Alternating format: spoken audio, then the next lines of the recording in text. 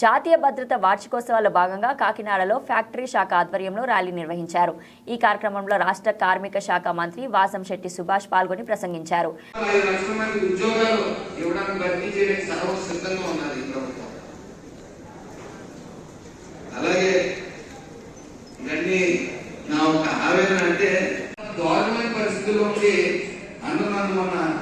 అసెంబ్లీలో క్వశ్చన్ అడిగారు, వలసలు ఆగాలంటే ఏం చేయాలి, వలసలు అవుతున్నాయి, వలసలు ఆగాలంటే ఏం చేయాలి, ప్రజలు గుర్తించేటట్టు పథకం చూపించారు।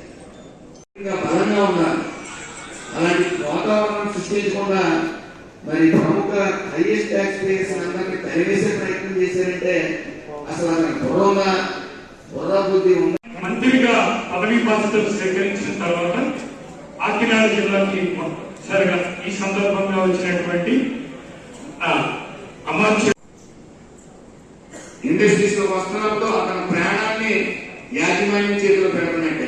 ఇండస్ట్రీస్ లో ఎంటర్ అయ్యాడు అంటే, ఒక ఫ్యాక్టరీలో ఎంటర్ అయ్యాడంటే అతని ప్రాణాన్ని ఇండస్ట్రీస్ యాజమాన్యం చేతిలో పెడుతున్నట్టు వాడు అదే జాగ్రత్తలు తీసుకుని Viksit Bharat, safety and wellbeing